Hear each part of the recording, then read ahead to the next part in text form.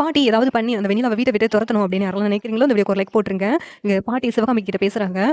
"சிவகாமி, உனக்கு ஒரே வருத்தம் தானே, அன்பு கண்மணியும் சேர்றதுக்கு இடைஞ்சலா அந்த வெண்ணிலா இருக்கிறா. அவள வீட்ட விட்டு தொரத்தணும் அதுதானே? அவளுக்கு நம்ம கல்யாணம் பண்ணி அனுப்பி வச்சுட்டா?" அப்படின்னு சொல்லிட்டு கேட்குறாங்க. "அது எப்படி பாட்டி இங்கெல்லாம் நடக்கும்னு நினைக்கிற? அதெல்லாம் நடக்காது. எங்க அத்தை இருக்காங்களே, அதுக்கு நடக்க விட மாட்டாங்க. ஏன்னா அன்புக்கு அவள கல்யாணம் பண்ணிக்கணும்னு நினைக்கிறதே எங்க அத்தை தான். அப்படி இருக்கும்போது வேற யாருக்கும் கல்யாணம் பண்றதுக்கு எங்க அத்தை விட்டுருவாங்களா?" அப்படின்னு சொல்லிட்டு சிவகாமி சொல்றாங்க. உடனேவும் பாட்டி இருந்துகிட்டு, "இல்ல, அவள ஏதாவது பண்ணணும்." அப்படிங்கிறாங்க. "நாங்க ஏற்கனவே ஒரு பையன பார்த்தோம். அந்த பையனுக்கு இவள ரொம்ப பிடிச்சிருந்துச்சு. ஆனா இவ தான் அந்த கல்யாணத்துக்கே ஒத்துக்கவே இல்ல." அப்படி சொல்றாங்க.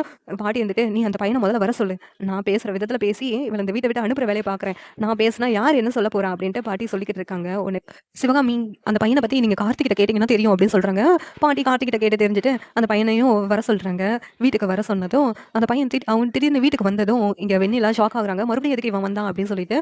இந்த நேரத்துல கார்த்திக் இருந்துட்டு, "சக்தி, வெண்ணிலாவ தான் கல்யாணம் முடிப்பேன்னு சொல்லிட்டு ஒத்த கால்ல அடம்பிடிச்சுட்டு இருக்கான். அதனால எப்படியாவது அவங்க அம்மாவும், அப்பாவும் சக்திவேலுக்கு கல்யாணம் பண்ணி வைக்கிறது பத்தி யோசிச்சுட்டு இருந்தாங்க. அத பத்தி பேசுறதுக்கு தான் நான் சக்திவேல வீட்டுக்கே வர சொன்னேன்." அப்படின்னு கார்த்திக் பாட்டிகிட்ட சொல்றாங்க. உடனே பாட்டி இருந்துட்டு, "என்ன கார்த்திக், நீ முடிவு எடுக்கிற அளவுக்கு பெரிய மனுஷன் ஆயிட்டியா? ஒரு வார்த்தை என்கிட்ட சொல்லவே இல்லையே." அப்படின்னு பாட்டி சொல்றாங்க.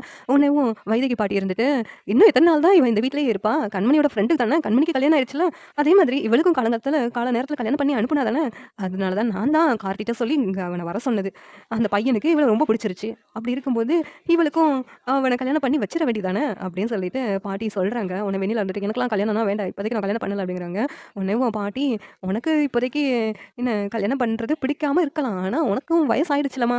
இப்போதைக்கு நல்ல பையனா தெரியறான். இவன கல்யாணம் பண்றது தான் நல்லது. அப்படி இல்லன்னா நீ இந்த வீட்ட விட்டு கிளம்பலாம். ஒண்ணு நாங்க பார்க்குற பையன கல்யாணம் பண்ணணும். இல்லன்னா நீ வீட்ட விட்டு கிளம்பணும். என்ன முடிவெடுக்குற?" வெண்ணிலா குழம்பி போய் நின்னுட்டு இருக்காங்க.